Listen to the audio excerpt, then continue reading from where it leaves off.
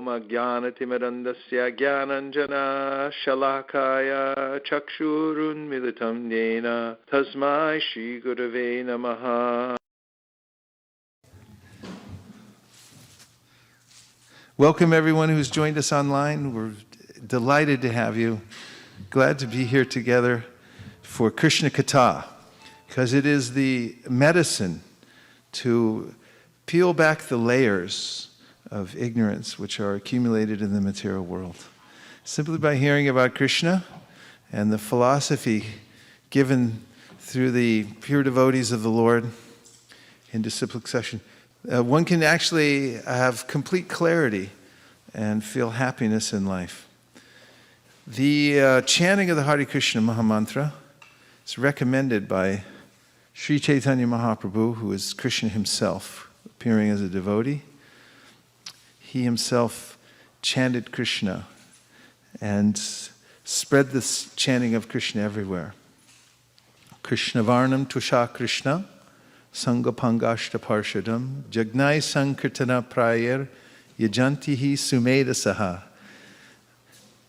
Chaitanya Mahaprabhu is the one who is always uttering the holy name of Krishna. From his mouth issues the name Krishna, Krishna, Krishna. And those who he touched also were compelled to chant the name of Krishna, which is not an ordinary thing. The Shastra says, Aho bata shwapachato gariyanya jivagre vartate namatubhyam te pustapaste juhuvu sasna arya. Paramana Chunama Grananti Ete. That is actually a very exalted position when one can say the name Krishna. Everyone please say Krishna. Krishna. Even Sarvabhauma Bhattacharya was a great Mayavadi, but after meeting with Chaitanya Mahaprabhu for just a couple of weeks and sitting with him and hearing him speak and feeling the power of his intellect, Sarvabhauma Bhattacharya became a chanter of Hare Krishna. In fact, the day after becoming a Vaishnav, when Chaitanya Mahaprabhu came to visit the house of Sarvabhauma Bhattacharya early in the morning, just after Mangalartik, he was bringing some Mahaprasadam, and he heard Sarvabhauma Bhattacharya just getting out of bed, and he was saying, Krishna, Krishna. And then he came outside and offered obeisances to Chaitanya Mahaprabhu, and he accepted the Mahaprasadam and honored it, as is the regulation in Shastra. Nadesha niyamas tata, nakala niyamas tatra, praptamanam dhrutam shrishter bhoktaram harir abravit.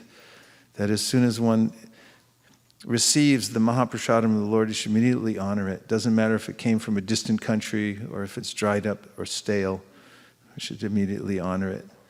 So normally Sarvabhauma Bhattacharya would have followed the Smarta regulations, which meant that he would have had to have bathed first and wouldn't have been in the proper time and place. But he didn't consider those things because it was Jagannath Mahaprasadam, so he immediately took it. And Chaitanya Mahaprabhu could tell that his heart had changed. So those who can chant Hare Krishna are in a very exalted situation. The chanting of the Hare Krishna Mahamantra is a direct association with the Supreme Personality of Godhead. So we'll start off tonight in our attempt to fill 2 hours with non-stop Krishna Kata by chanting the Hare Krishna Mahamantra, preceded with a pranam mantra to our spiritual master, founder Acharya, His Divine Grace A.C. Bhaktivedanta Swami Prabhupada. And then the Pancha Tattva Mahamantra, which is glorifying Krishna, who appears in 5 features, as Sri Chaitanya Mahaprabhu and his associates who came to spread the holy name. It's oneness in diversity. Om Namo Bhagavate Vasudevaya. Om Namo Bhagavate Vasudevaya. Om Namo Bhagavate Vasudevaya. Narayanam Namaskritya Naram chaiva narotamam devim sarasatim vyasam tato jaya mudiraye.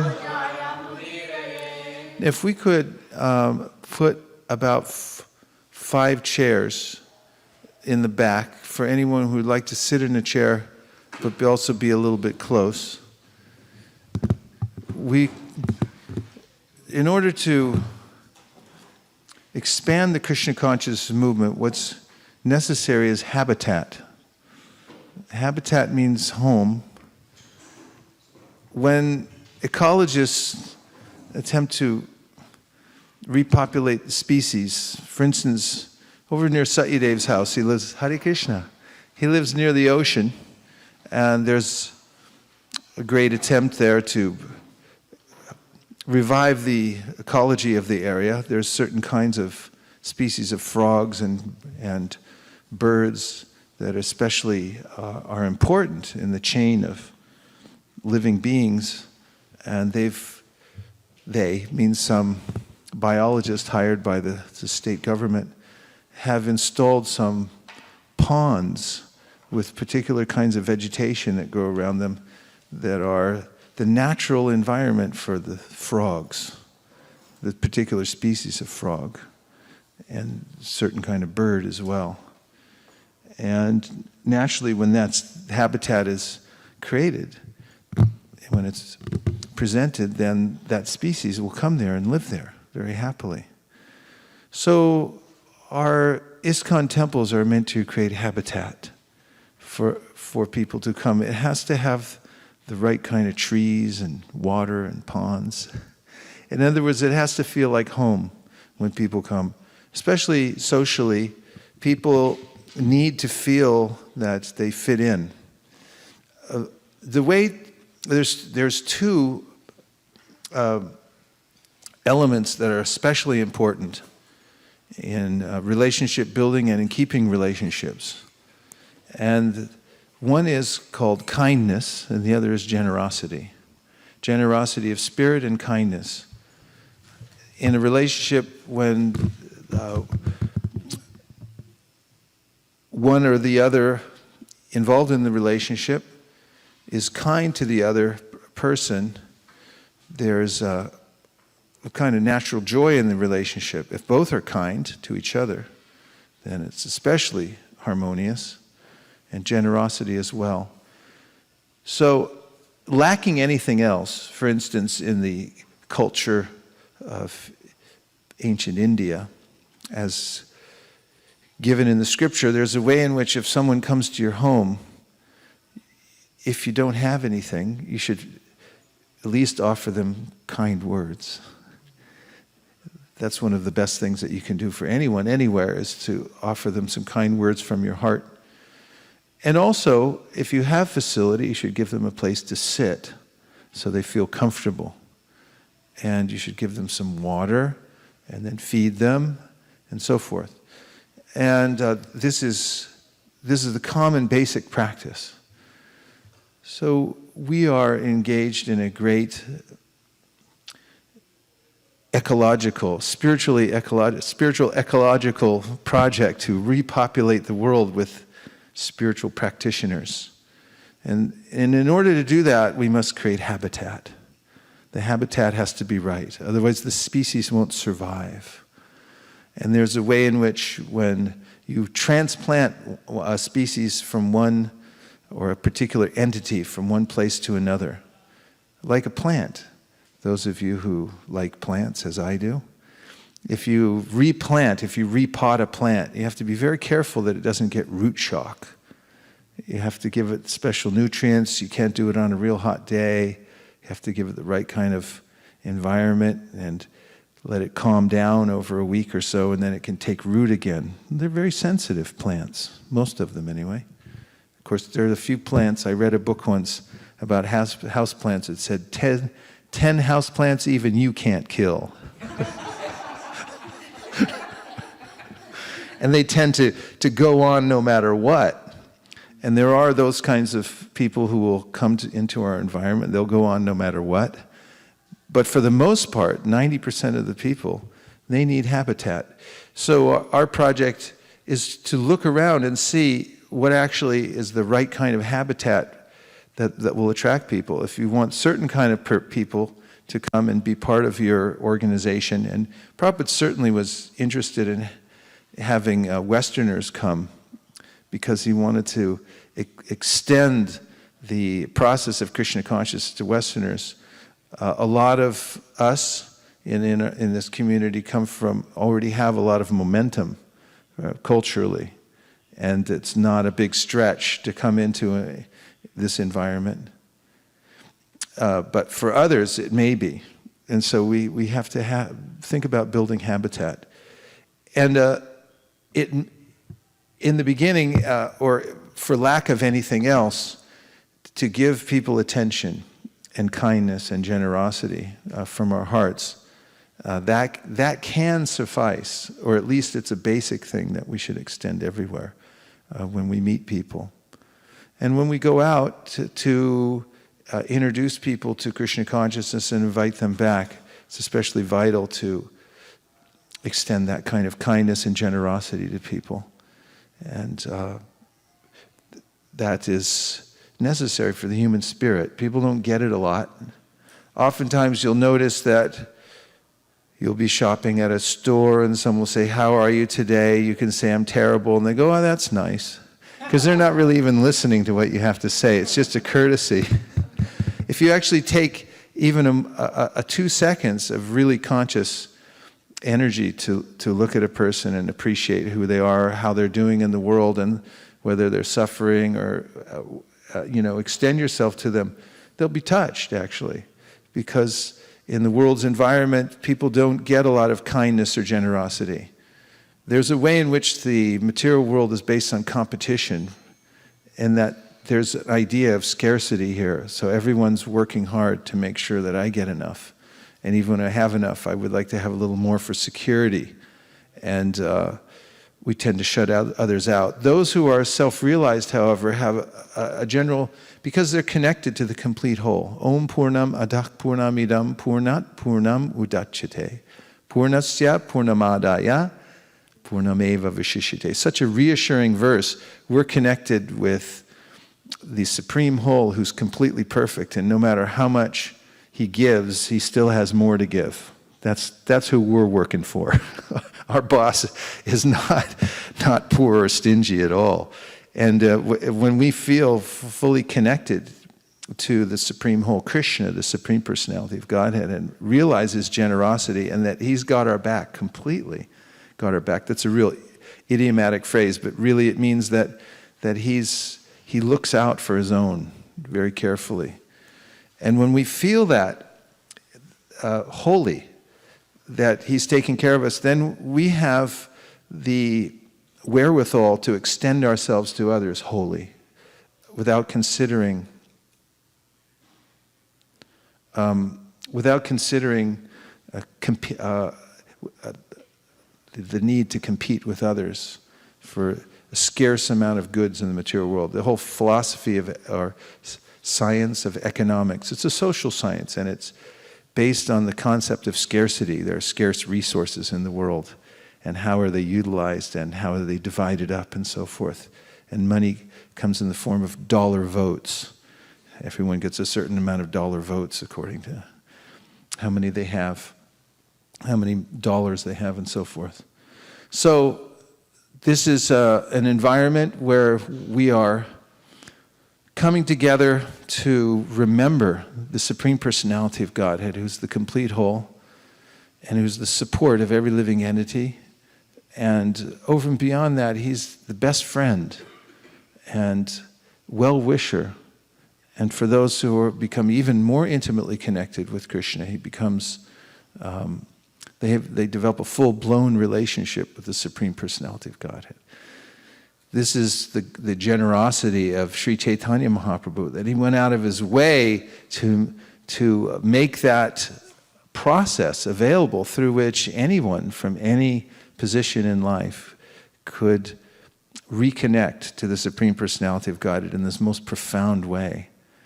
Prabhupada's Krishna book especially is important we notice in the Srimad Bhagwatam, 5th chapter, that Narada Muni is advocating that the real medicine for the sufferings of the living beings in this world is to hear directly about the pastimes of the Supreme Personality of Godhead, Krishna. What he did, what were his daily activities, wouldn't you like to know?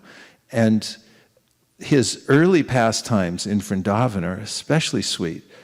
His killing of demons, although this may sound macabre, are the most enjoyable of all pastimes. In fact, it was part of his daily routine that for some time he would play with his friends, he would be with his family in the morning, go out into the fields, and then he would pound the head of a few demons, swing a few, throw them up into a tree, break a few in half, smash them in the mouth. It's just, for some reason, I mean, everyone likes to hear about violence. If it bleeds, it leads. That's what they say in the news business.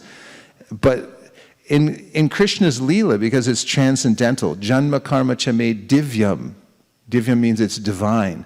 So all his activities of killing the demons, they're absolute, and they're the same as his loving activities, because whatever Krishna does, it's so complete and so perfect that it's actually relishable to hear about. And in fact, in the science of Krishna consciousness, expanded and elaborated upon by the great acharyas like Bhaktivinoda Thakur. Bhaktivinoda Thakur explains that each one of the demons that Krishna personally kills in Vrindavan is an archetype of a particular anartha. Anartha means an unwanted thing that I'm carrying around with me. We'd have an ideal life and we'd feel completely happy and perfectly happy if it wasn't for anarthas. Did you realize that? Anartha means unwanted habits, unwanted desires. Other than that, we're perfectly happy. In any moment of clarity, if you were to write down your perfect life, what would my perfect life be like? What would my perfect day be like if you could write all that down? Say, yes, this is what I'd like to have. But why can't I do it? Because of anarthas. I have my plan, but because I have some scars, I have impressions from a previous life, and I'm imposed upon by them, I can't do what I want. That's suffering. I want to have a perfect life. I want to do what I want to do, but I can't.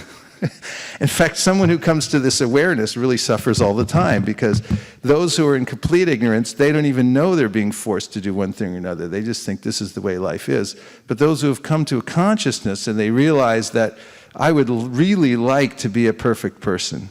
That is, I would like to be a perfect servant, but I can't do it. I would like to control my senses and have full focus on the pastimes of the Supreme Personality of Godhead, but I can't do that either.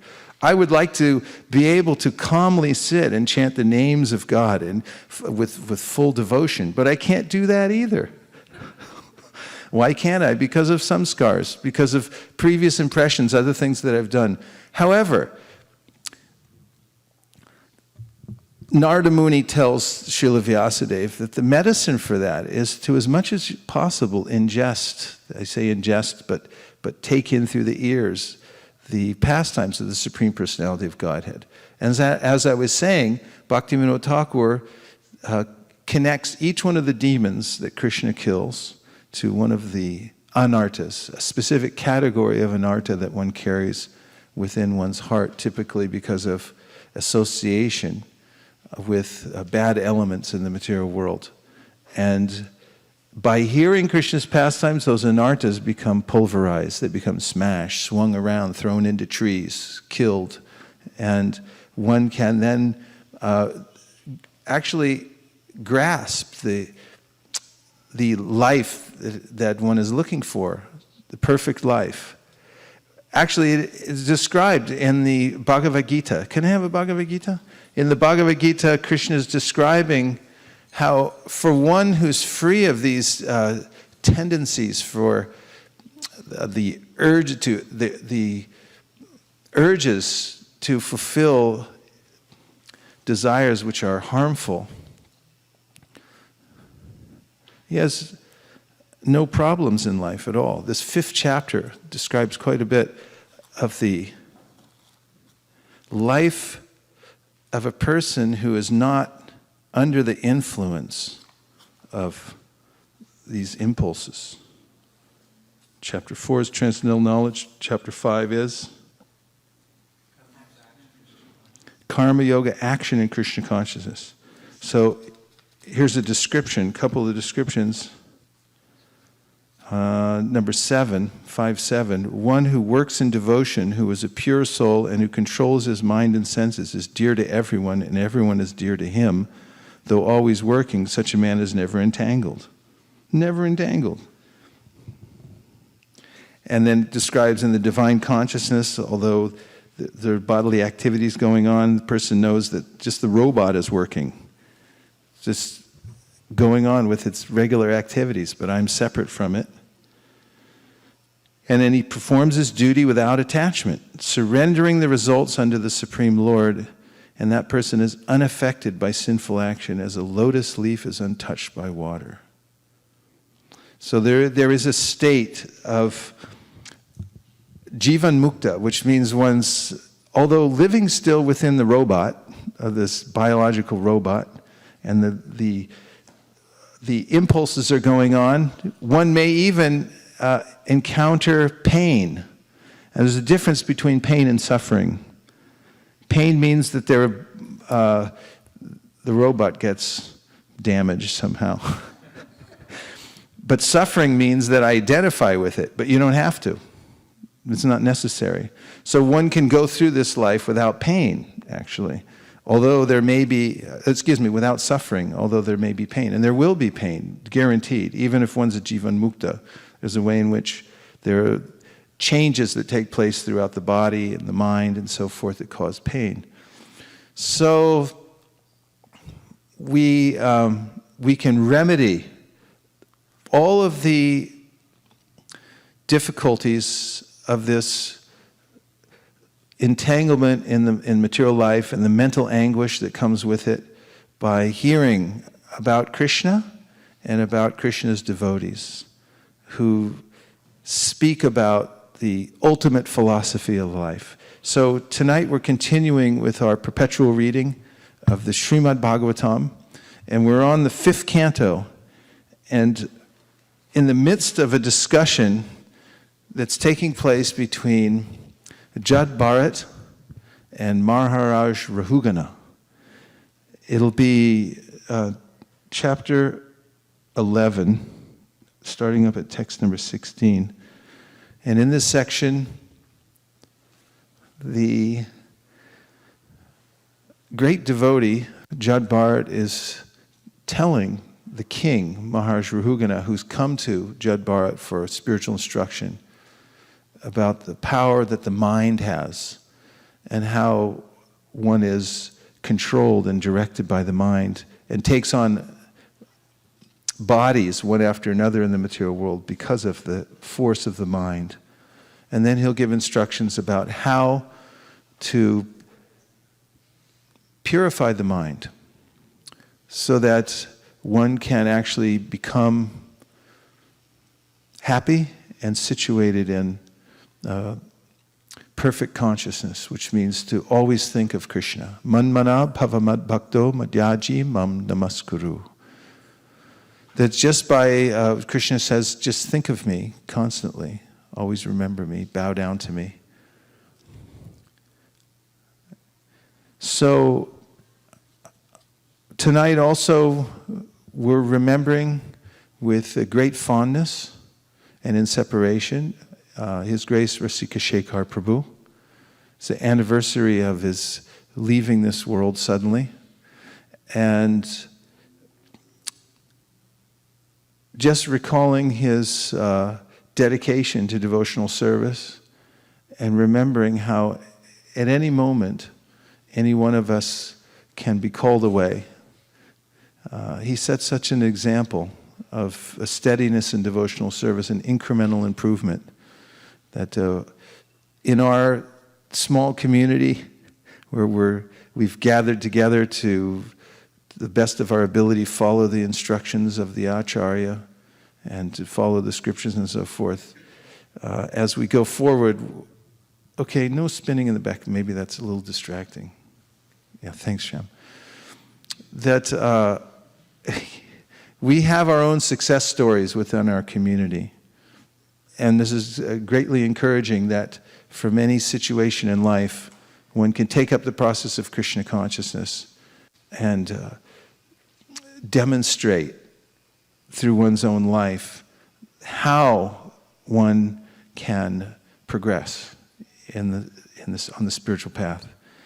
So we all hold Rasikar Puu close to our hearts, as he was a stalwart in all ways. He was a gentleman. He was a very truthful person, and he was very successful in all ways in his life. His family life, in his professional life, and in his spiritual life. So it's a day of celebration, celebrating the disappearance day of His Grace, Rasikar Puu. Rasikar Puu ki! So tonight's verses are dedicated to His grace. Text number 16. The soul's designation, the mind, is the cause of all tribulations in this material world. As long as this fact is unknown to the conditioned living entity, he has to accept the miserable condition of the material body and wander within this universe in different positions. Because the mind is affected by disease, lamentation, illusion, attachment, greed, and enmity, it creates bondage and a false sense of intimacy with this material world. Do you like that? I underlined that. I like that last statement. It creates bondage and a false sense of intimacy with this material world. Purport. The mind is the cause of both material bondage and liberation. The impure mind thinks, I am this body. The pure mind knows that he is not the material body. Therefore, the mind is considered to be the root of all material designations. Until the living entity is aloof from the association and contaminations of this material world, the mind will be absorbed in such material things as birth, death, disease, illusion, attachment, greed, and enmity. In this way, the living entity is conditioned and he suffers material miseries. This phraseology, it creates bondage and false sense of intimacy with the material world. Look up the word intimacy. Did you already do it? Okay. I thought maybe you were very intuitive, so I was thinking, look up that word. Intimacy. There's a way in which the scriptures say, Sango Khyayam Purushaha. The living entity actually has no connection, no sangha with the material world. We have no real business here. Although I try to set up shop here and get a business going here in the material world, it's futile. And this comes up in this section of the Bhagwatam called the Forest of Material Enjoyment, in which it's described how the living entity is like a little merchant. And merchants, they think like, I'm going to go somewhere. I'm going to get something out of this world. And they go off to some inconvenient place to make their stand in life and to start a little business, get a little business going in the material world. But it's for naught. N-O-U-G-H-T. It's for naught. That means they're not going to get anything out of it. Prabhupada, once speaking to a Rotary where there were business people, gave this example which was perfectly fitting their frame of reference, which is one of Prabhupada's expertise. Prabhupada talks about how realization means that you take what's in the Shastra and you present it in your own words in a pleasing way that fits the frame of reference of your audience. This is what realization means, the definition. So to these business people, he was saying how the man early in the morning gets a call from his broker. There's a way in which if he simply invests in a particular stock, it's a really good chance that he could do pretty well. So he puts everything in. And by the afternoon, the broker calls him back and said, it's paid off. It's quintupled. You're a crorepati now. You're a billionaire. You made it. You made it to the top. You may be the richest man in India. I don't know. And then he's celebrating and happy. And then in the evening, the broker calls back and said, okay, just a little bit of other news. It's like it tanked. It went down to zero. You lost everything. And Prabhupada said, this is the course of life in the material world. No matter what you get, it zeroes out at the end. You lose it all. You have to give it all back. So the little merchant who comes into the material world thinking that he's going to be a big fish in a small pond ends up having to contend with the adversities of the material world and the reversals which naturally come. And one of the signs of advancement in spiritual life is when one no longer feels this sense of intimacy with the material world. What is the definition of intimacy?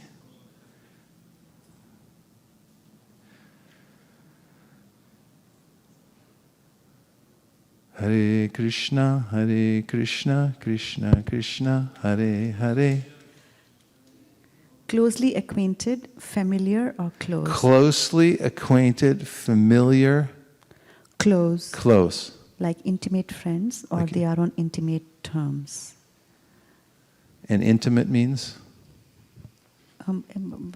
Before that, there's a very nice example connected to what you were saying earlier about creating a habitat. It also says intimacy of a place or setting, having or creating an informal, friendly atmosphere, the one that you were talking about over here. Of intimate, I'll have to go and search, Maharaj. If somebody else has got intimate, then you can take it. We want to know where the word comes from. Intimate. Origin is there, yeah. So origin is from early 17th century as a noun from late Latin, intimatus, past participle of Latin, intimare, which means to impress, make familiar, from intimus, that is inmost. Inmost. Anything else you have? Okay. So I'll read the phrase again so we can all take account of it very carefully.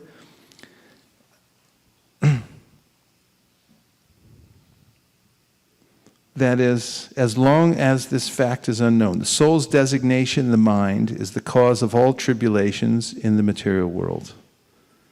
The soul's designation. I mean, there's a lot of implication in that also.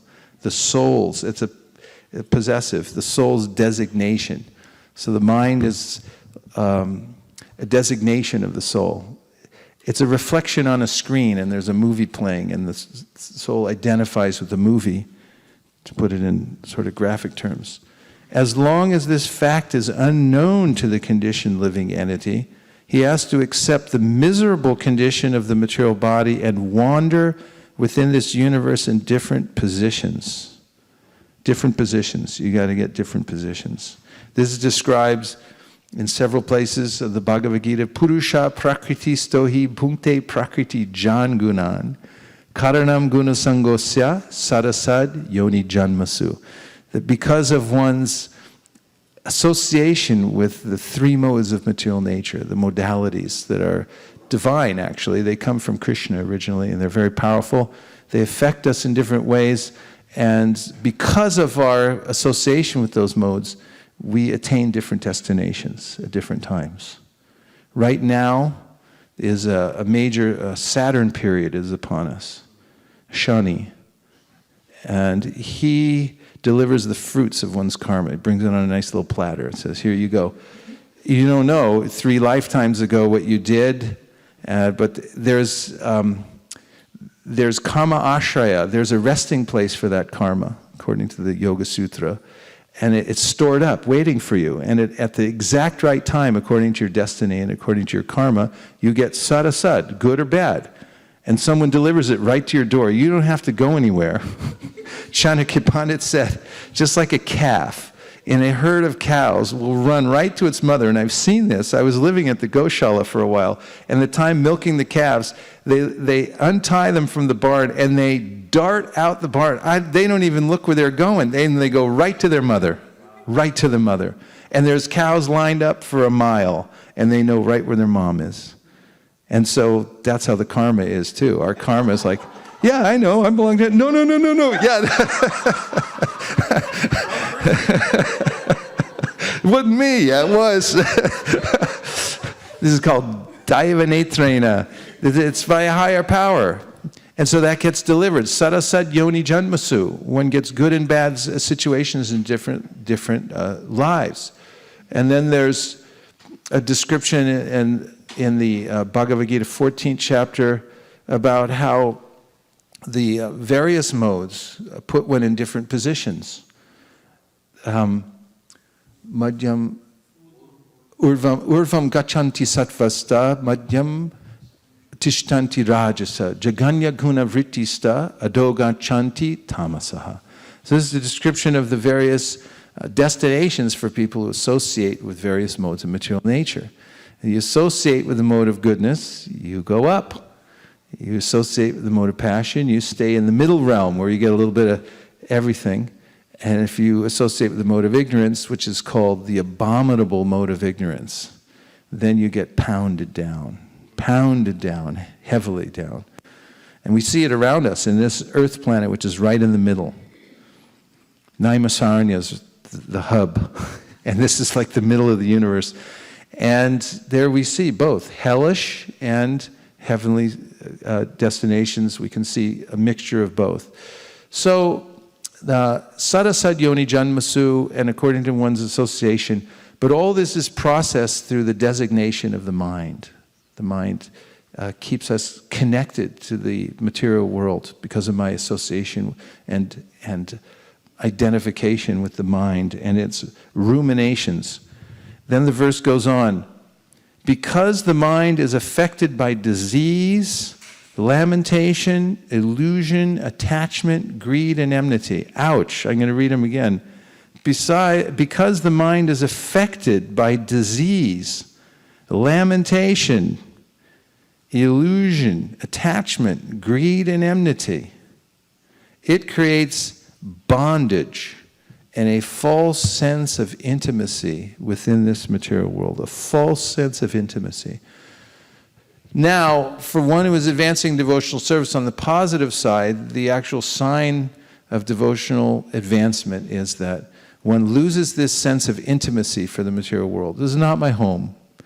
It's going on. Chaitanya Mahaprabhu, when he performed his daily activities, he did it out of routine. Kaviraj Goswami says, just out of routine, he went through his daily ablutions and eating and whatever else has, because he was so preoccupied with devotional service. He just went on automatically doing these other things.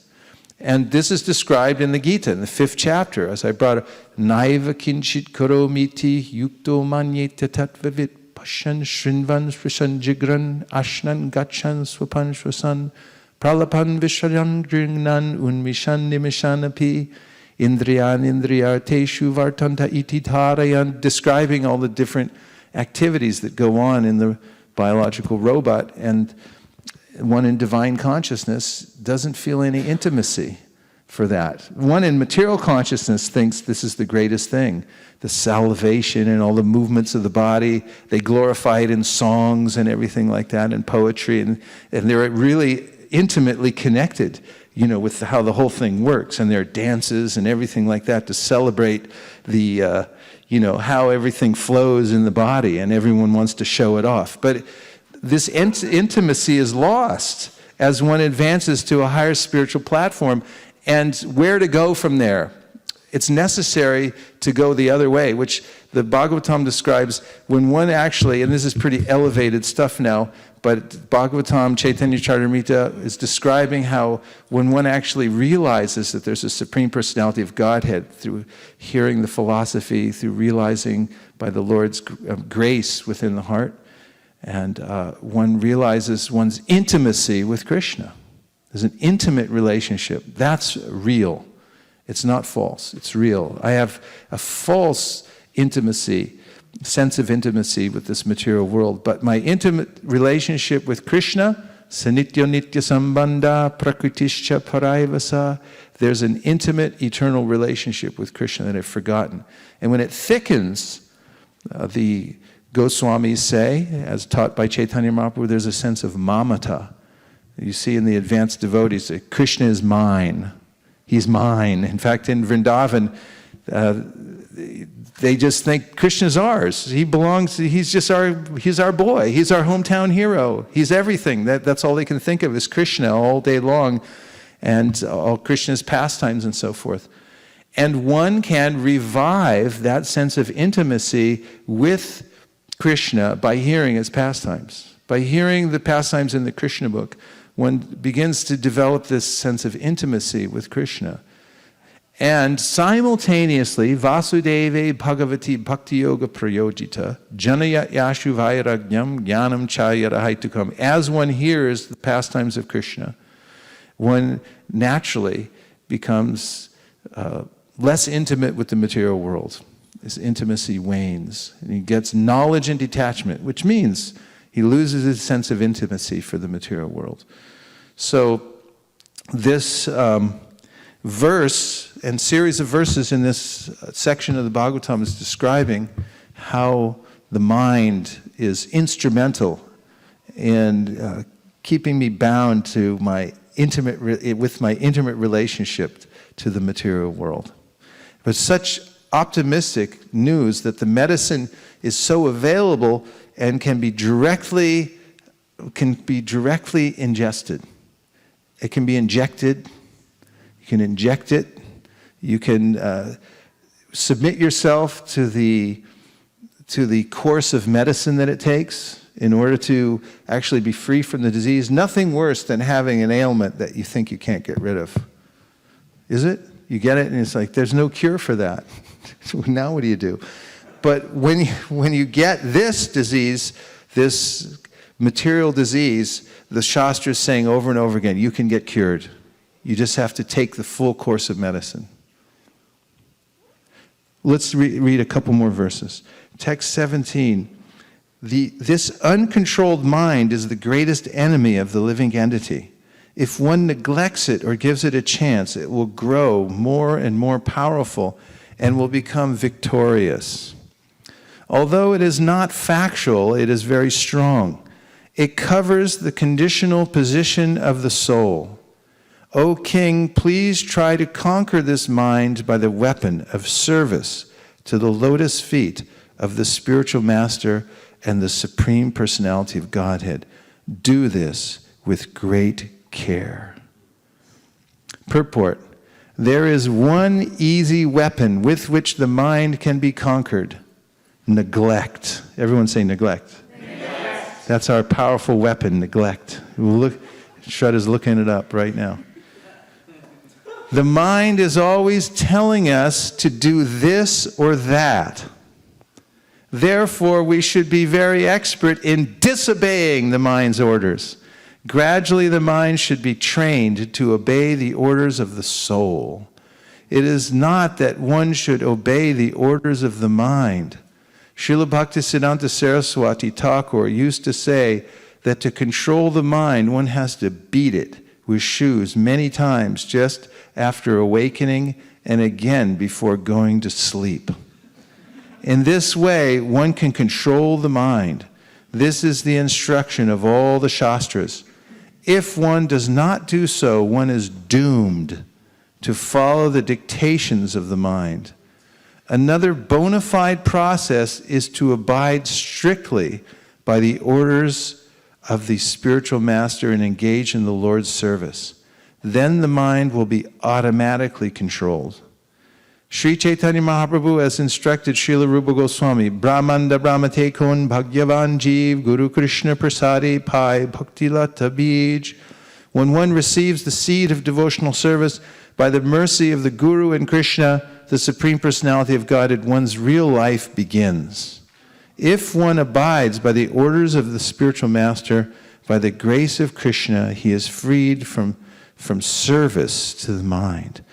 So two ideas are given here. Well, at least two prominent ideas I'll comment on right away, and then we'll mine the verse a little more.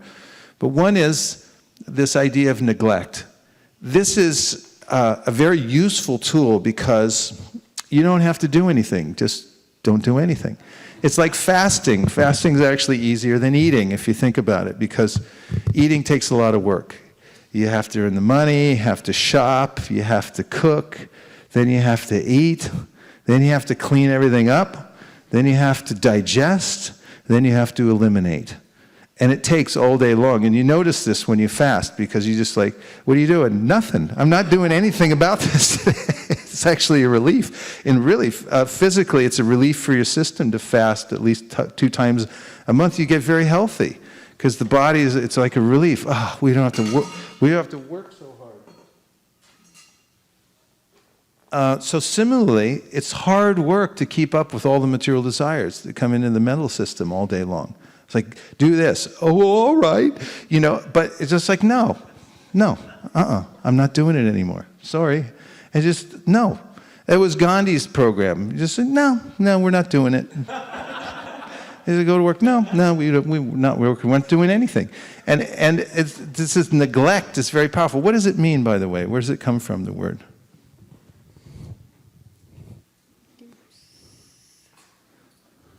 Hare Krishna, Hare Krishna. So origin is early 16th century, from Latin, neglect, disregarded, from the verb negligere, from neg, which means not, and legere, which means choose or pick up. Choose or pick up. Yeah, that was the... Just see. You don't have to pick the material desires. This is pursuant to the verse, Apuryamanam achala pratishtam samudramapa pravishanti yadvad tavat kamayam pravishanti sarve sashantamapnoti nakamakami. Beautiful metaphor given by Krishna near the end of the 2nd chapter of the Bhagavad Gita, in which he describes how oceans are rushing into the ocean remains calm. So similarly, he says, all the desires are rushing into the mental system.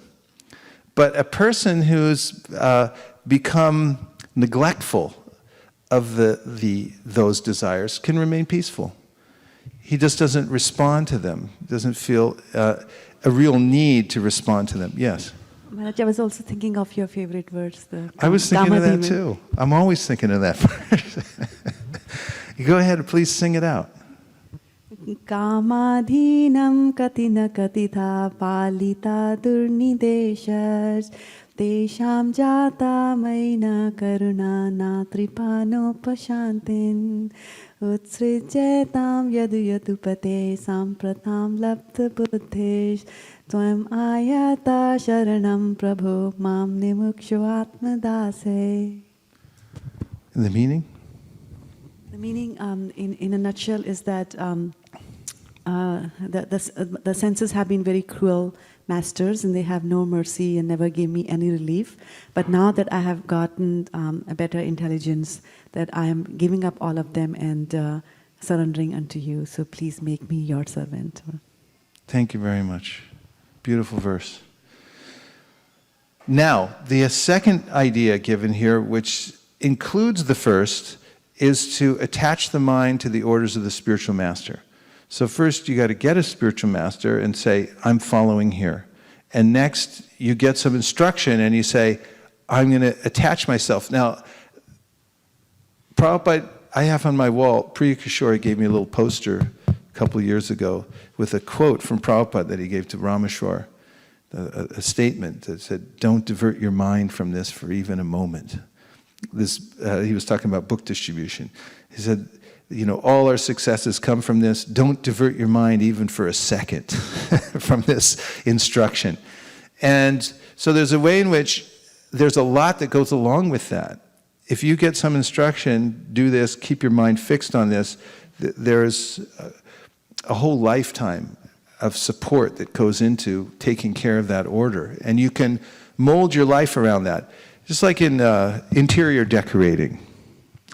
Interior decorators will find an object that is particularly according to the taste of their customer. For instance, a vase that the person particularly likes. It's from a particular period, certain color, shape that they like. And then they develop the rest of the house around that one object. Everything that goes with the color scheme and the mood of that particular object. So similarly, one who takes the order of the spiritual master and say, okay, this is how I mold my life around this one thing. Everything has to be in harmony with the order of the spiritual master.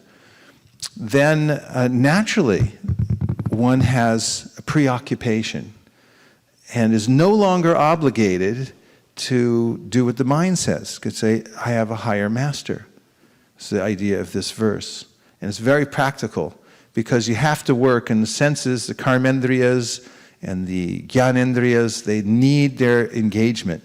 And if you engage them in carrying out the order of the spiritual master throughout your life, then you can naturally neglect the bad material desires which offer themselves or demand that one's attention. Haridas Thakur gave the best example. When the prostitute came to his house in the dead of night, he said, no problem, just wait till I'm done, and I'll take care of you. And he never was finished. And if you're never finished with your service, it goes on from morning till night, then you just don't have time. It may be there and you may even think, well, it's not a bad idea, but I just don't have time. And you could go through your whole life like that and run out the clock. And that's a good idea also. Run out the clock on the field. And yeah, just ball control. So there was one other thought that I had, and that is the Srila Bhaktisiddhanta Saraswati Thakur's admonition that one should beat the mind with broomsticks at night and shoes in the morning, or vice versa.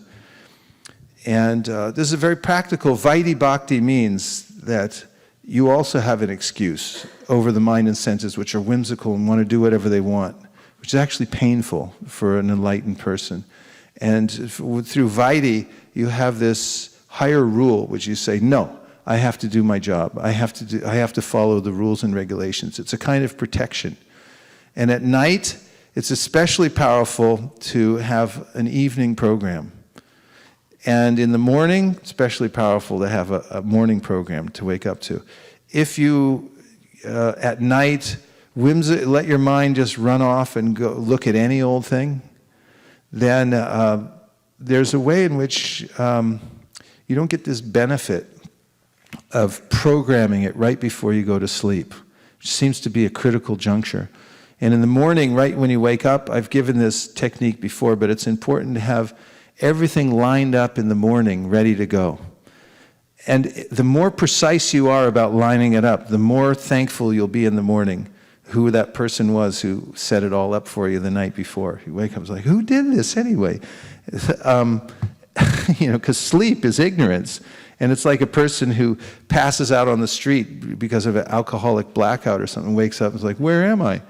And if you plan your morning the night ahead of time and stack everything up, and then your mind has somewhere to go. And first thing is my chapter of Gita. Second thing is my shlokas from the Bhagwatam. Third thing is I'm going to chant my rounds. Next thing is I read 41 pages of the Bhagwatam. And it's lined up, and that's what you do. And this is Vaidhi Bhakti program. I wake up, I get ready, go to Mangal Artik. There's an automatic way that things go through. Life goes by very quickly, and if you're in that automatic process of purification, you don't even realize how much advancement you're making. You just are practically thrown to the spiritual world by this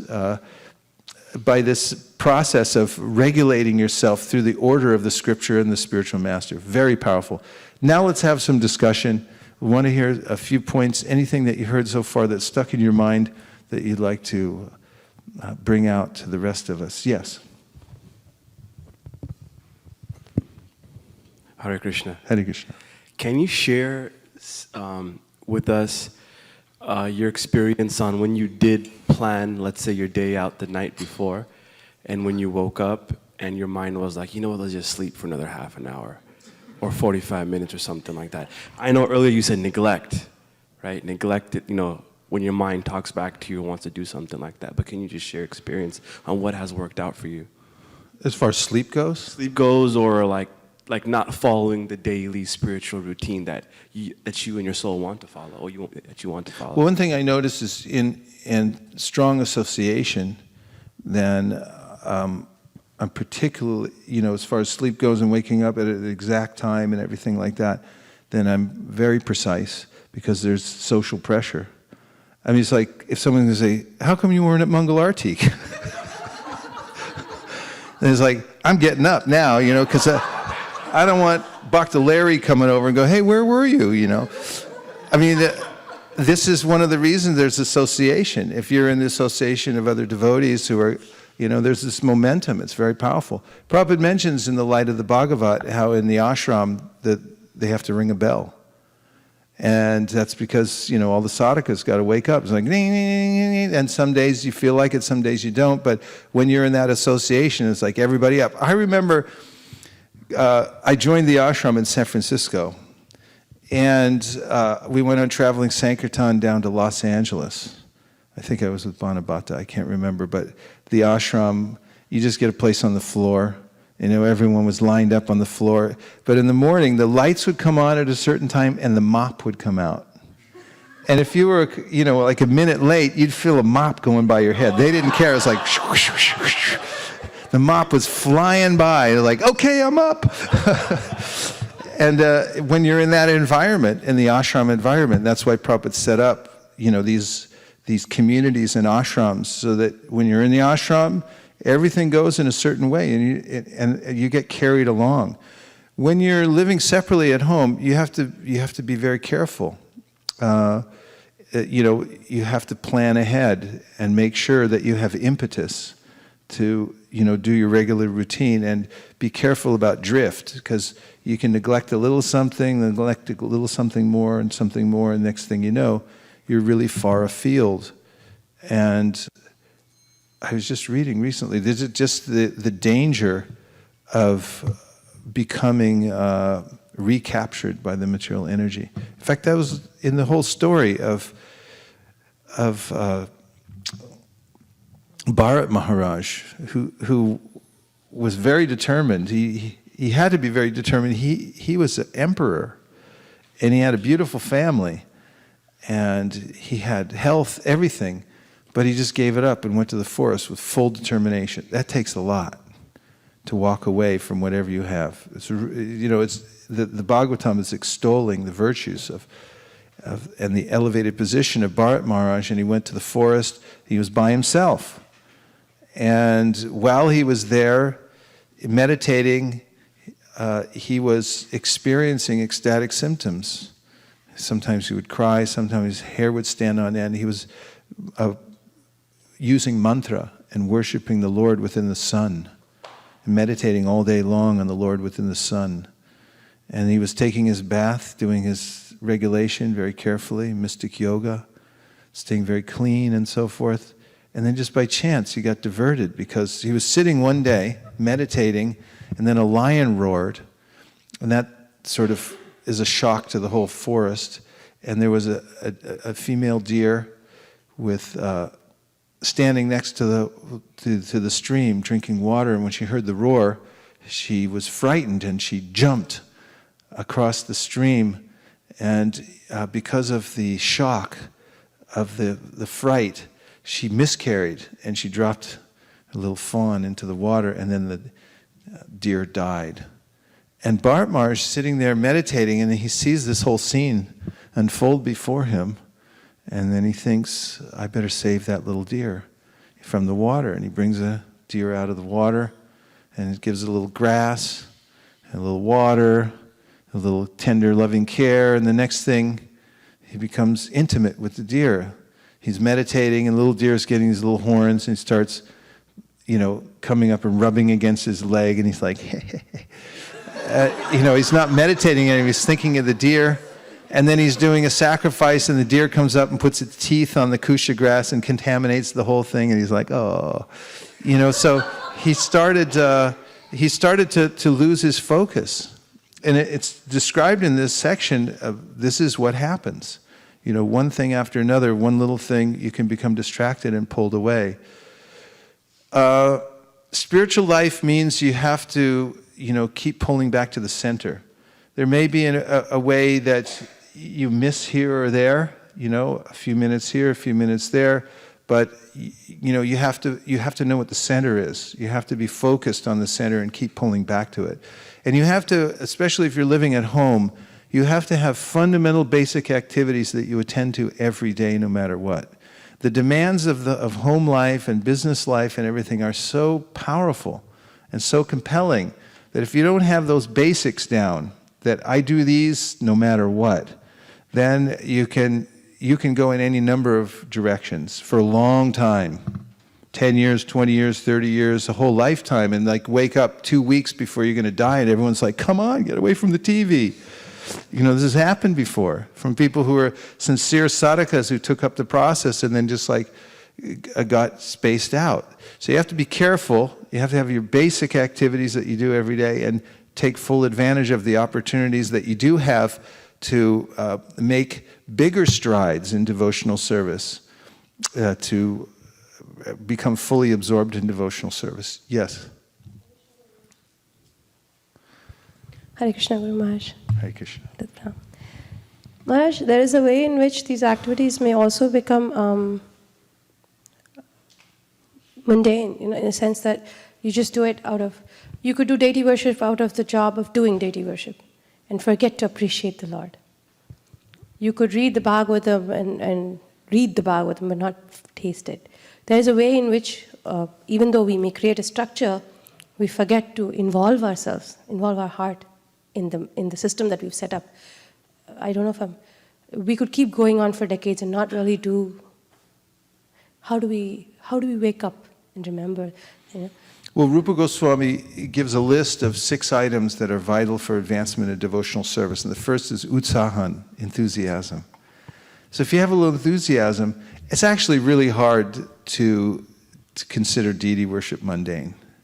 You may say it, but it's really hard. I mean, when you go see the deities and they're smiling at you, and you're picking tulsi leaves and stuff, this is really different than everything else I do in life, and it's really nice. But point taken, it's there in the Shastra, niyamagraha. You can follow the rules and regulations for the sake of following them, without considering what you're doing. See, you have to be a little enthusiastic. You have to put some energy into it, and really be there. And that's true in anything. In any occupation you take up, even in secular life, you really have to be there to be successful. I mean, it's any self-help or inspirational message is, get into it, be fully present in it. And if you just put a little bit of energy into it, then right beneath the surface is some reciprocation. Sometimes the very fact that we're doing it without actually doing it can be an impetus because you get frustrated. You get angry with yourself. And you get to a point where you get virakti. You're frustrated.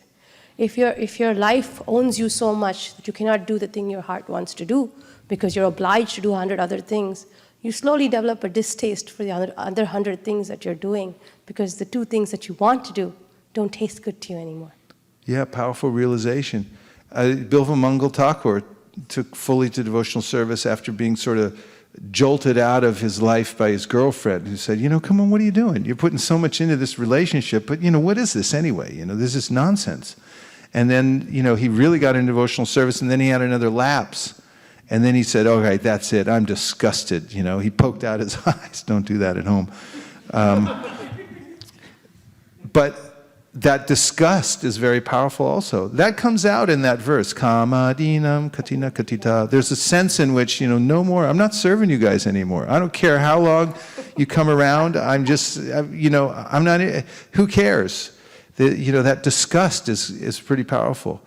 And despair also, the yoga of despair, the beginning of the Bhagavad Gita, where Arjuna is like, just sees the material world for what it is. Those are transitional moments, transformational moments one has in one's life, when we can be in that position where the designations are laid bare, and I see my life for what it is, and it doesn't look very good.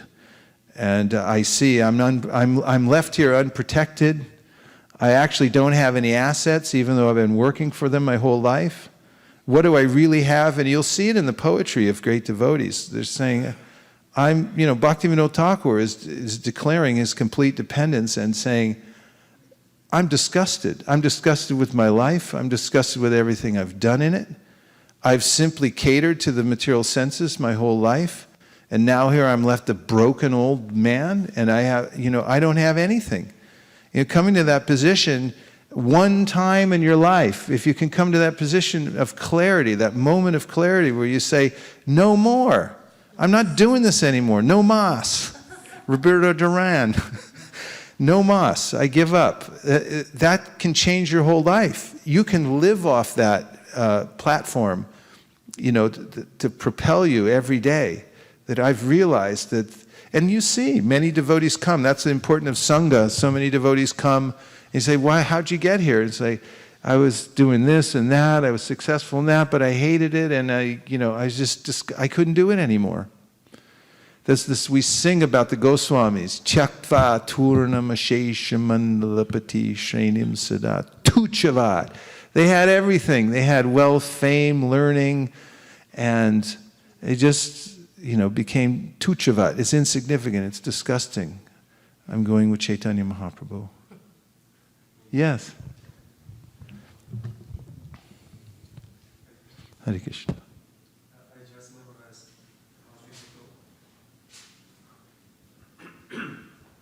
I just memorized one example how to proper use ignorance in Krishna consciousness.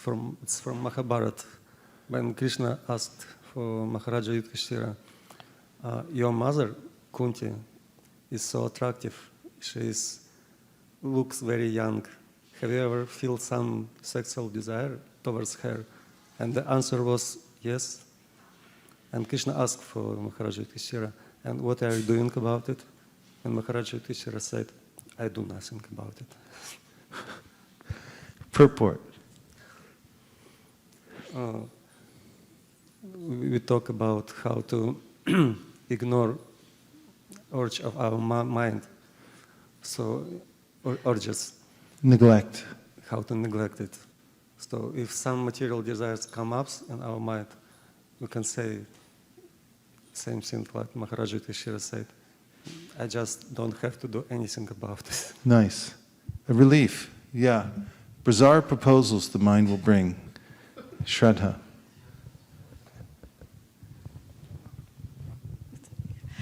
Maharaj, you also tell us this nice story about not neglecting but tricking the brain, tricking the mind when it tells you not to go on book distribution.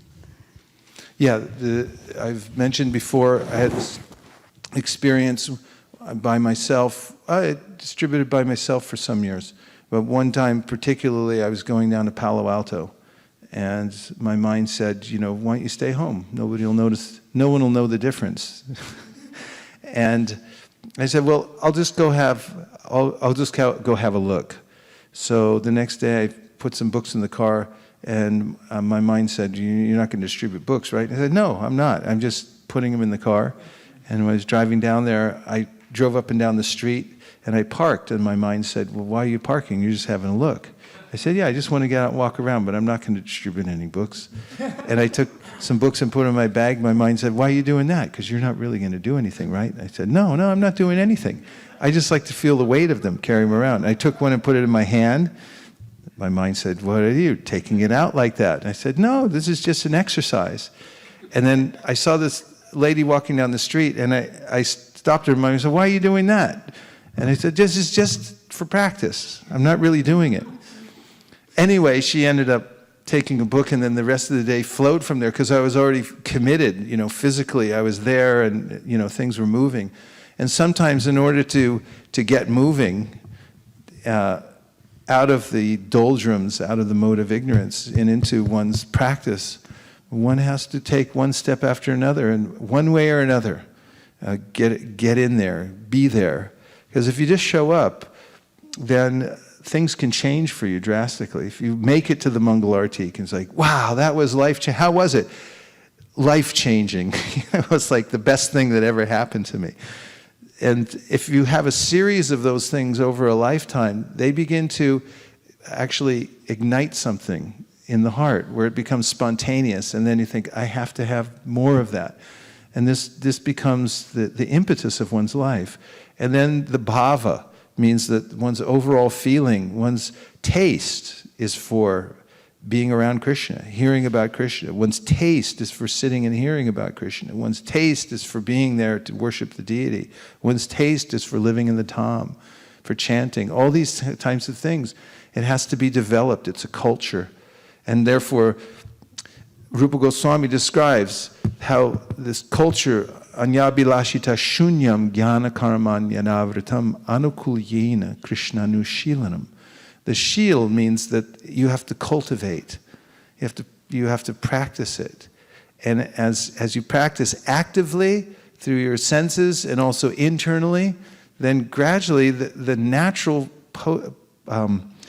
proclivity that every living entity has to love Krishna begins to manifest. And the proclivity is already there, it's just misdirected towards all kinds of other entities and circumstances and interests. But actually those are completely unsatisfactory. Yes? Dharma Pranam. Yes. This is Priti Radhika Maharaj, and I wanted to thank you so much, first of all, for this wonderful lecture. And I want to take us back to the beginning of the lecture when you mentioned that we want to do devotion with all our heart and focus, but our anarthas stop us. And I just thought about Bir Krishna Goswami's lecture that he gave last week in Sacramento. And he mentioned about Kubja's story, and he said that, which I didn't know, that Kubja was in her previous life Supnaka. And so there's so much hope in our scriptures, and in Krishna gives so much hope that Kubja, even if she had in her previous life as Supnaka very lustful desires for Krishna, but Krishna only sees good in us or in our intentions. So he kind of gave her ultimate boon of turning her into a beautiful lady, and almost like uddhar for her. I don't know the exact English word for that, but it really, so the whole point was that Krishna sees our good intention, and it was very encouraging, even if we struggle. Yes, excellent point. That comes out throughout the 10th canto of the Srimad Bhagwatam.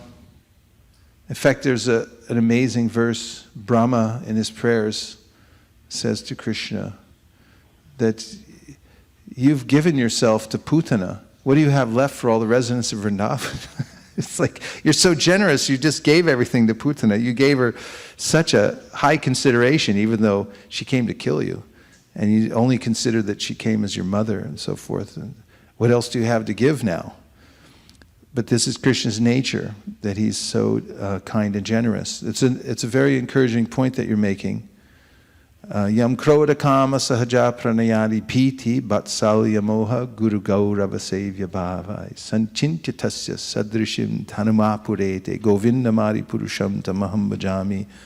Whatever state of mind one approaches Krishna in, with whatever intention one approaches Krishna, because he's all pure, that emotion directed at Krishna will become purified. One will attain the good fortune of connecting with Krishna. Therefore, Shukadeva Goswami says, akama sarvakamova mokshakama udaradi tivrena bhakti yogina yajeta purusham param. That whatever situation you're in, approach Krishna. Whether you have all material desires or no material desires, or you desire liberation, still you should go to Krishna, because you'll get the ultimate benefit and purification. Gandharvika. So, Prabhuji, that sense of intimacy that you spoke about, and also in Bharata Maharaj's example, that we talk about, especially when it comes to relationships, and you don't have that much lifetime experiences, then when it comes upon you, it just takes away everything. But though we read how much sense of... What takes away everything? It takes away all the attention, because wherever the attention goes, the mind flows. But even though we read that within 6 months, within 3 months, the same attention given to Krishna, we see how Dhruva Maharaj and Prahalad has developed sense of intimacy. But when putting into practice, when things come upon us, it's very difficult because it just washes off everything. It's so difficult to come out of it. Yeah, sure. And these examples of Dhruva Maharaj and Prahlad Maharaj, they're very special devotees. They show what can happen. But we should also take heart in seeing, understanding that the power of this attraction in the material world, we can get an inkling of what it's like to be attracted to Krishna. And this is what Rupa Goswami gives us in many verses when he describes Yuvatinam yata yuni yunam cha yuvata yata mano biramate tadvan mano me ramatan twayi. Just, he says, observe. Just as young boys are attracted to young girls are attracted to young boys. It's just a fact. And it's their absolute preoccupation. They can't stop doing it, even if they try. You don't have to teach them anything. They just do it. So in the same way, he said, let my mind be attracted to you. And this is the description of the one's attraction to Krishna. We can be encouraged and say, oh, that's what it'll be like. Even in the moments when the mind's drawn towards, inextricably drawn to an object of the senses in the material world, you say, oh, that's what it's like to be attracted to Krishna. That's what it'll be like when I have ruchi, that my mind will go there. When I have asakti, I'll just be so attached to Krishna in that way. And you can feel appreciation for the process of devotional service. It takes a long time. These anartas and impulses take a long time. And not only that, there's a way in which you won't fully be able to experience the whole thing until you leave this body anyway. But while you're here, give it your all, because it's altogether possible. By the mercy of Sri Chaitanya Mahaprabhu, the process of hearing Bhagwatam, chanting Hare Krishna, associating with devotees, worshiping the deity, becoming attached to the holy Dham. These 5 are so powerful, Chaitanya Mahaprabhu says, that even if you have a little connection with them, and even if you don't have that much faith in them, still they'll have the effect. So invest in this, what you're doing, and don't worry, the result is sure and certain.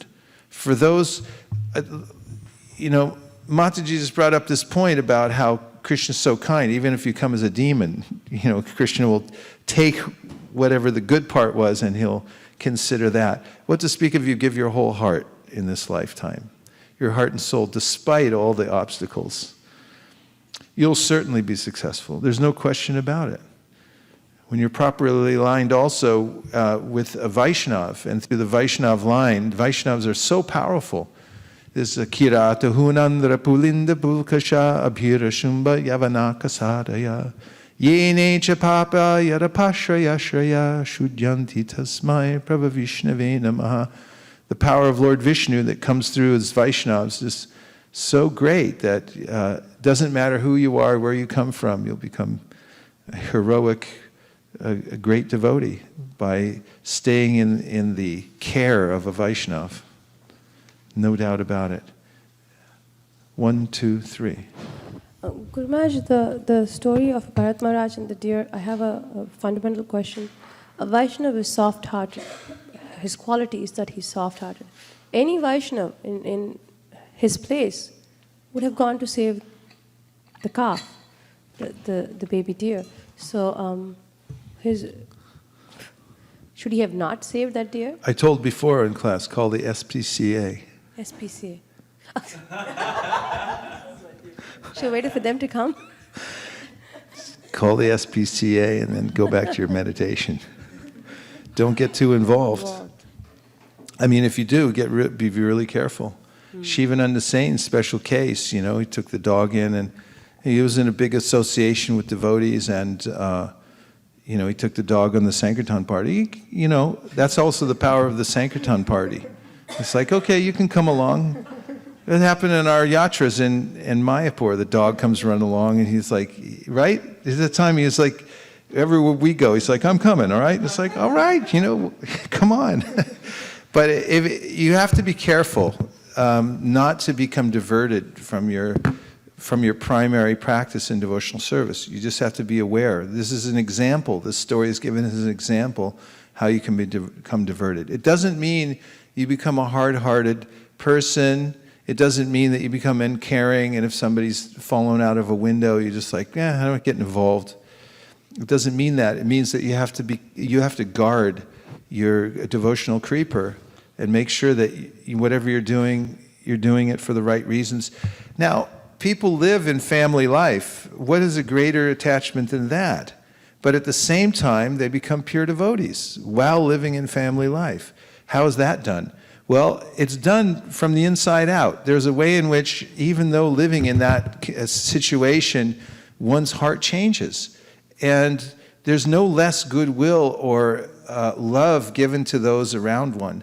And if one is in family life and begins to turn one's affection off, you'll notice that it'll have an adverse effect. In fact, sometimes neophytes take to devotional service and then they start neglecting their wife or husband and say, I'm into this, you can go to hell. Or if you're not coming along with me, and then there's this backlash, and then they have to backtrack for the next 10 years to try to get their spouse to come along. I mean, that's one example, but the Shastra says, 7th canto, talking about family life. This is Bhagwatam. Bhagwatam says you should be very affectionate to your family, externally. Internally, you should be cultivating this knowledge of in the right perspective. You're affectionate internally, but in a different way. You're affectionate internally, understanding that these are all parts and parcels of Krishna. I'm serving them, they're doing things for me, whatever your particular situation, but that's the kind of affection. It's a deeper, broader kind of affection. Externally, though, you can't turn off the kind of affection that people need psychologically. It doesn't work that way because we're a combination of matter and spirit. Even someone who's very advanced in devotional service, when their mother dies, I was just talking to my good friend Divyanga Prabhu because his mom just died today at 3 p.m. He was trying to make it out there to see her because suddenly she got some ailment and she'd passed away, and I was talking to him at the airport. He was trying to fly out of the Fort Lauderdale airport. He said, "How you doing?" And he said, "Not very good." He said, "It's really weird, I've been studying this philosophy my whole life, and my mom dies and I feel terrible." I said, "I know, I went through it too." It's like mentally you're thinking like, "But I'm a devotee, I'm detached," but it felt like somebody beat me up. I felt like 3 guys just beat me up around a corner and I could barely walk. I felt like I got thrashed by the material energy. And I was explaining to him how my realization, when my mom died, I felt, when I was born, they cut the umbilical cord, the doctor. And when my mom died, there was a psychic umbilical cord, of affection that's naturally there. The umbilical cord is part of your physical body, and your psychic umbilical cord, that affection, is part of your subtle material body. And it takes time. It's part of the maturing process of devotional service to go through all the phases of life in these various situations and practice Krishna consciousness appropriately. It means that you can't externally become artificially detached and therefore mistreat people, which means neglecting giving them love and affection.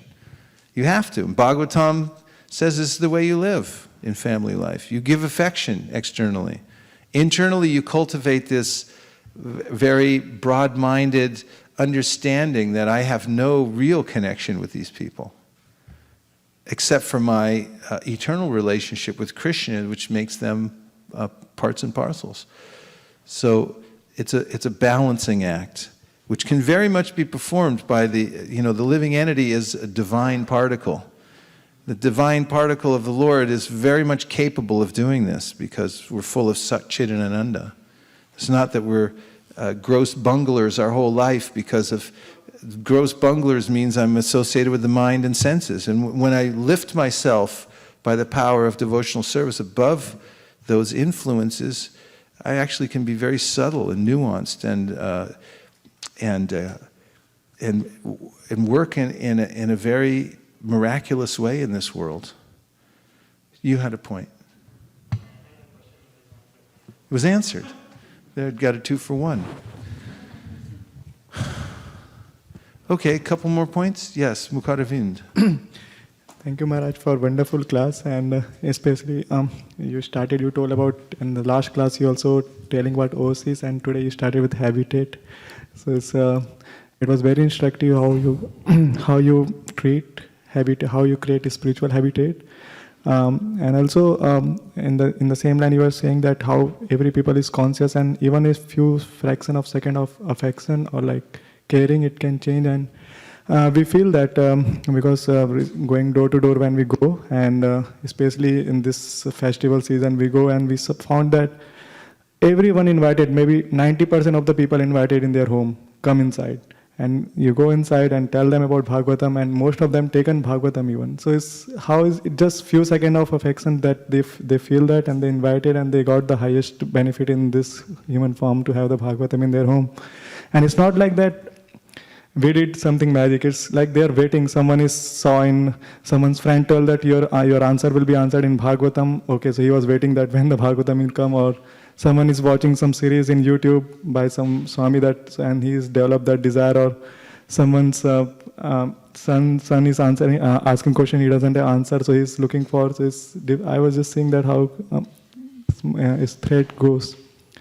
And also I like the answer of the boss that you do for this material boss. It doesn't get satisfied, but if you are serving the Supreme Boss and you given the Isopanishad first verse, Om Purnamada, it was very practical that his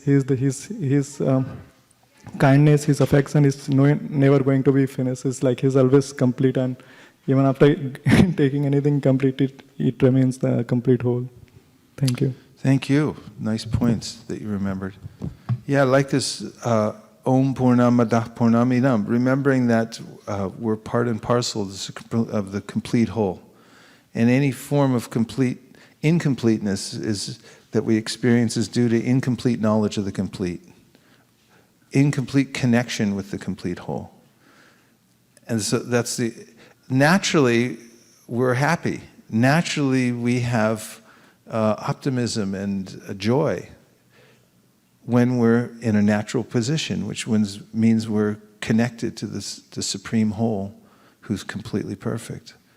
It's only when there are obstructions that it becomes disturbed. And so this Krishna consciousness movement is the way in which we remove these artificial obstructions to our eternal happiness. And it's a very natural process because it's already there within the heart. And particularly hearing the pastimes of Krishna from the Krishna book, which is perfectly digested and presented. In other words, Vyasadeva digested what his spiritual master told him. Spiritual master told him, you haven't gone far enough. You've given all these Vedic processes and you've sort of danced around the issue. You've given all kinds of ways to live happily and balanced in the material world. And that's not going to satisfy people. What you need to do is really talk specifically about the pastimes of the Supreme Personality of Godhead, Krishna. And that will be the real medicine. This is the medicine, ultimate medicine. That and the holy name, which is non-different from the pastimes of the Lord. When that is taken on a regular basis, the medicine is so powerful that it will act systemically. And so Vyasadeva digested everything his spiritual master told him. And in his complete maturity, he went to Shamyapras, and in his cottage, surrounded by berry trees, he sat in trance, and he saw the pastimes for himself. And then when he came out of that trance, he spoke about it. He wrote it down, Shamadhi Bhashya. This complete perfectional stage. He saw the pastimes of Krishna. He saw everything perfectly. He wrote it down. And that's available. And then Srila Prabhupada took that 10th canto and he could put it in the Krishna book in such a way that one can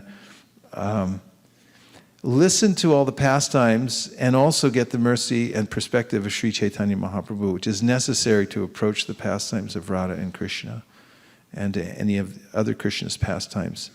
And therefore, it's the perfect medicine. One who can read that hear from that book, the Krishna book, will feel very quickly the clouds of material life lifting, the coverings of the soul, the obstructions to the mind. And if one takes time every day to read a certain number of pages of the Bhagwatam or the Bhagavad Gita as a regularly daily function, that person will have no doubts during the day. That person will know which decisions to make, which things to leave behind, which things to pick up, which things to neglect. One will have the power to do so. And this is inherent in the sound vibration itself. Vasudeve Bhagavati Bhakti Yoga Prayojita Janayat Yashu Vairagyam Jnanam Chayara Haitukam. Naturally, when one hears about Krishna directly, one develops knowledge and detachment. They come as concomitant factors. So this is a special medicine. Yes, Harivamsha.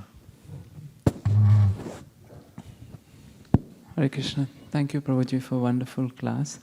I am thankful to you that you brought out this very nice verse, 5, 11, 17, because it is kind of showing the whole saga of the problem, the mind, but it's giving a very, very practical solution, right to the nail, that serving the lotus feet of the spiritual master. And then it is even qualifying, saying that do with great care. So it's very beautiful. And that's given throughout the Shastras. We were hearing just recently when I was in Govardhan, a devotee was giving a class, and he offered the verse, Bhayam dvitiya abhinibeshata syad ishad apetasya viparya yosmriti tanmaya to buddha abhajat tam bhaktyayika yesham guru devatatma, in which the predicament of the soul in the material world is described, and that is that one has become detached from the service of the Lord and is looking in the wrong direction, and therefore his intelligence becomes contaminated. And then the simple solution to that is one has to turn one's attention back to Krishna. It's like, what do you do? Turn around. Simple instruction. And do it through the... And then he describes, Bhaktyayika yesham guru devatatma. One should take the guru to be as good as God, and then just through that medium, one should direct one's life. And that's a very practical instruction given in the Shastra. Then Krishna describes in the Gita, 435, what happens after one approaches a spiritual master, and what is the vision of somebody in enlightened consciousness. What do you get from, what information, what realization do you get from approaching a guru? And here's Krishna's words. Having obtained real knowledge from a self-realized soul, you will never fall again into such illusion. For by this knowledge you will see that all living beings are but part of the Supreme, or in other words, that they are mine. And that vision inoculates one from falling into the illusion of affection for the material world. You see that they're all Krishna's living entities. Yes, Rajesh. Thank you, Maharaj.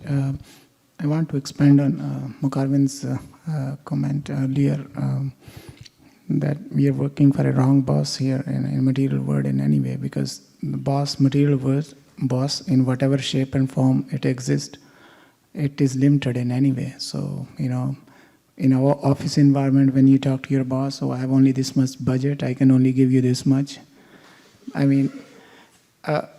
This is so practical. When I was actually driving, when you said this thing that, Krishna is not, he's full, I felt like, we just, our consciousness has to be there all the time, I hope one day. But, once you understand that part, then it doesn't make sense to work for the wrong boss.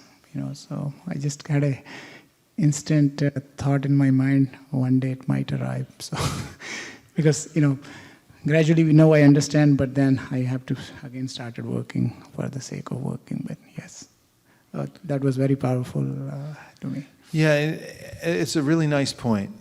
And Prabhupada talks in the 18th chapter of the Gita about how whatever work you're doing, you can work in a factory, you can work anywhere, and you can also stay connected to Krishna through your work. It's not that you have to give up your occupation, which you can't do anyway, because where are you going to go? You can't survive in the forest off berries or something like that. You have to take care of your family. So you have to work. And at the same time, if you connect your work to Krishna, and you consider that what I'm doing here is this is part of my service to Krishna, doing this work, because it's maintaining you, and then also you're giving some of the fruit to Krishna, and then it's maintaining you so you can go on doing your devotional service.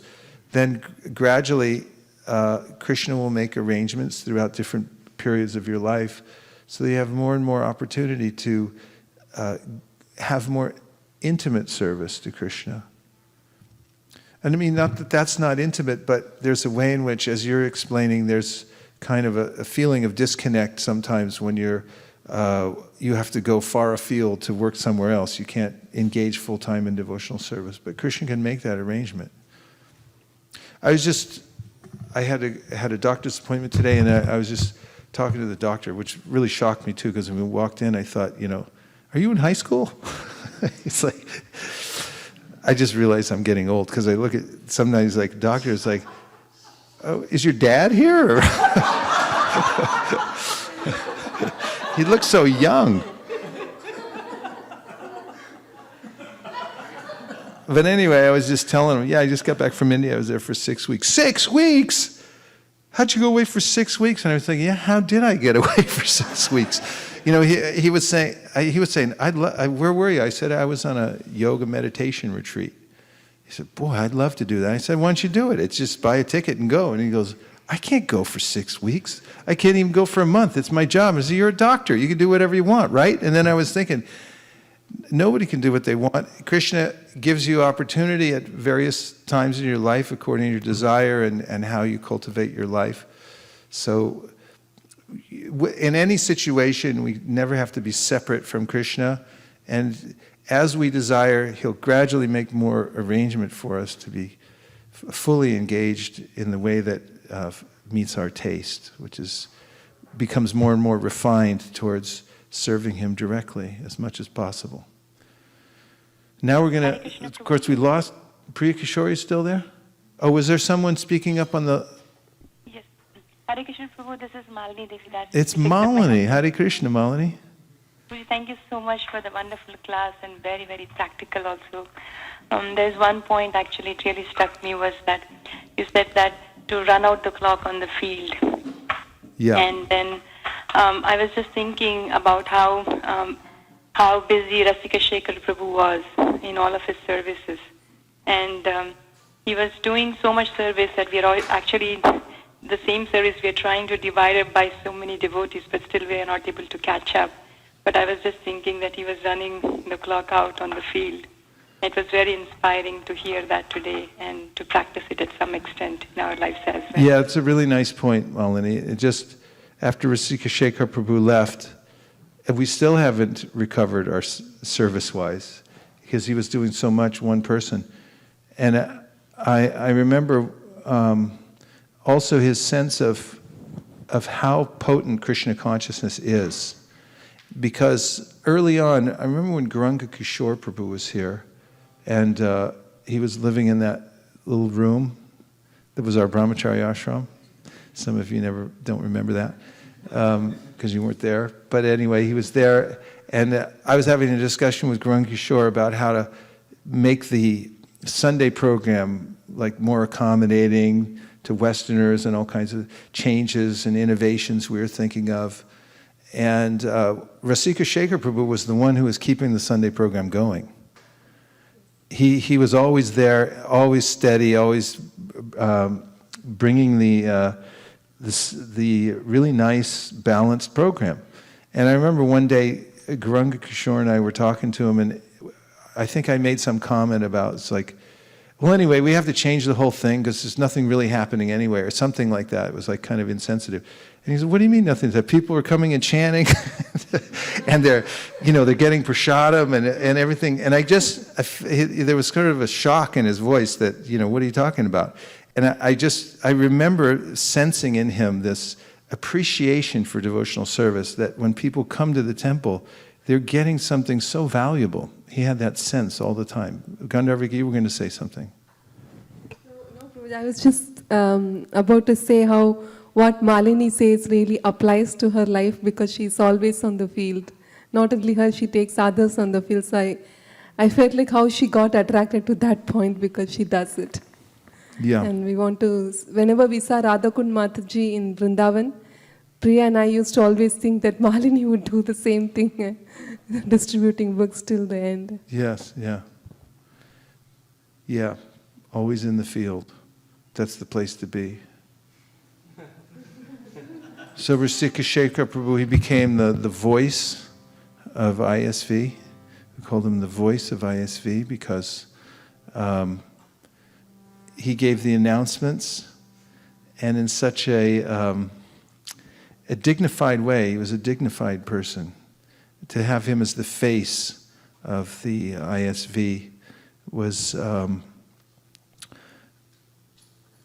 very beneficial for our organization, because of the way he presented himself, because of the way he dressed, neat and proper, respectful when he spoke about others, and so forth. I liked also how before work every day he would stop at the temple. It was his daily routine, stop, have darshan, and then he would go off to work. I remember how practical he was, that there was a way in which, well, we were all talking about bigger and bigger scores, and like, let's do this many books and that much Lakshmi and everything. He would always go along with it, but he always looked at us like, there is a practical side to life too. Like, there's a lot of work that goes into this. And then, of course, early on, when we first moved from the property on Union Street over to Bascom, South Bascom, we had talked about where we're going to store the books. And there was some question about where to put the books. And I was looking into getting a storage locker. And I'd recommended, let's get a storage locker, put it there, because we didn't have storage in the new place. And then Rasikar Puu and Sonal said, no, we'd like to, we were keeping him at their house temporarily. And then we wanted to take them away and put them in a storage locker, and they said, no, wait, hold it, we'll keep them. And that started a whole era that became Sankirtan Central. That became the Sankirtan Central. And cars used to pull up in front of their house at all times of day with their trunks open, devotees coming in and out. In a respectable neighborhood, we always wondered what the neighbors thought. That open trunks, people coming in and out. I wonder what the good doctor is dealing in there. They had no idea that he was dealing the highest medicine that there is, the Hare Krishna medicine that will cure everybody. And then the kids were involved. They would do the inventories and the sign-out sheets. Sonal would be there at all times when you walk in to give idli, sambar. That's where we started our whole Sankirtan movement from, this kind of family business feeling. Everyone working together, do what they can in all different parts. And I also appreciated about Rasikar Puu that he was greedy for devotional service. That is, whatever service would come up, whatever we were talking about, if we'd be in a little circle on one side of the room talking about one thing or another, he'd always join in, and he'd always want a piece of it. He never wanted to be left out of anything.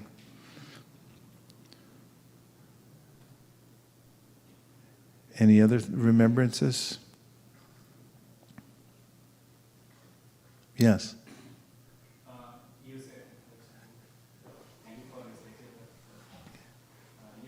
Please pass him the microphone.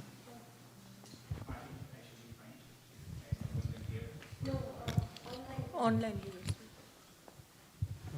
Hare Krishna. Thank you for a wonderful lecture.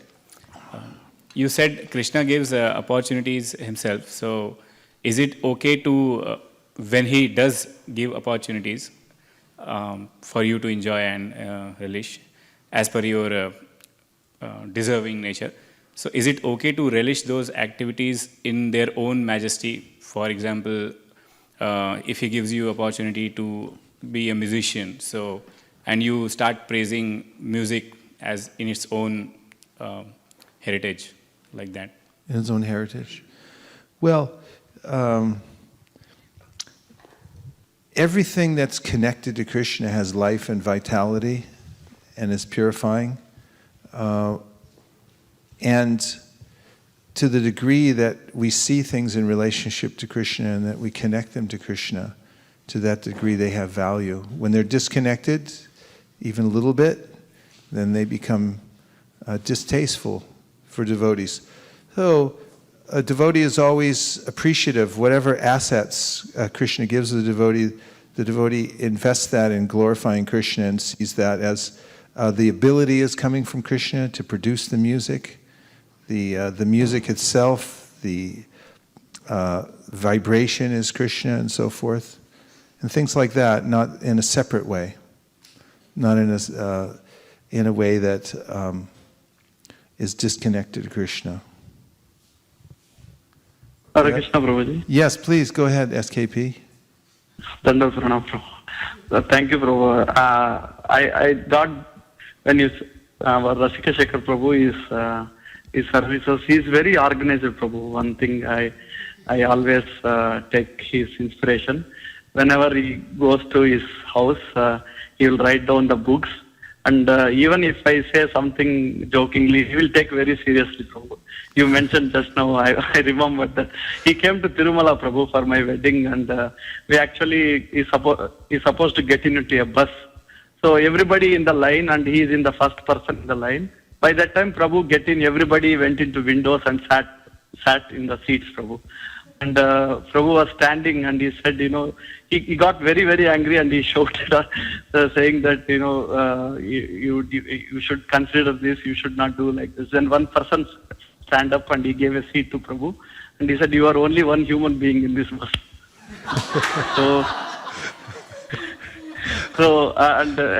And also he helped in all the services, especially in Sankirtan, all the time on the book scores, and he is very particular about the book scores. And we really miss him, Prabhuji. And yeah, he was also very attentive. Thank you very much, SKP. I remember how attentive, the part I didn't express when I said the earlier part was he kind of kept track of what the debts were also. We didn't really think about how much things were going to cost or whatever. We just like, let's do it. But he'd have that concerned look on his face. He's like, who's going to pay for this? We do have an overhead.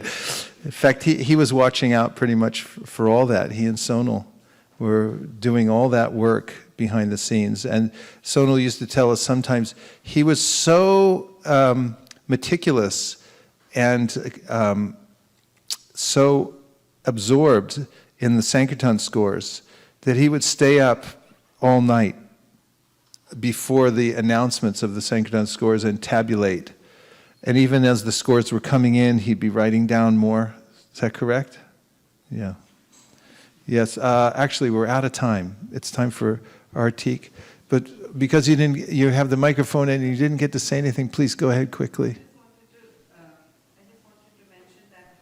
Rasikar Puu, when he started in 2000 until 2012, his journey at ISV, that how incrementally, gradually he had advanced, and it was very much from inside out, and everything he had taken was very serious. and sincere. And actually, you could see that when he danced and everything, that you know how much he was relishing the journey in Krishna consciousness. So he was such a great example of practicing from inside out. That reminded me of something that I didn't mention that I always like to mention. It's just his dancing. And that I remember on the Harinams, he looked like the professor. And, you know, he'd be like casual but very like proper. And then when the kirtan would really get going, he would start dancing. And I was thinking, Sarvabhauma Bhattacharya, you know, dancing like that. And I always say that's the barometer of the kirtan. When Rasikar Puu starts dancing, that's when it really got off the ground. And yes. Rasikar Puu ki jai, Srila Prabhupada ki jai, Gaur Bhaktivinoda ki jai, Go Premanande Hari Hari Bo. Nachari Armarman, Nachari Armarman, Nachari Armarman, Nachari Armarman, hey, Nachari Armarman, Nachari Armarman, Nachari Armarman, Nachari Armarman.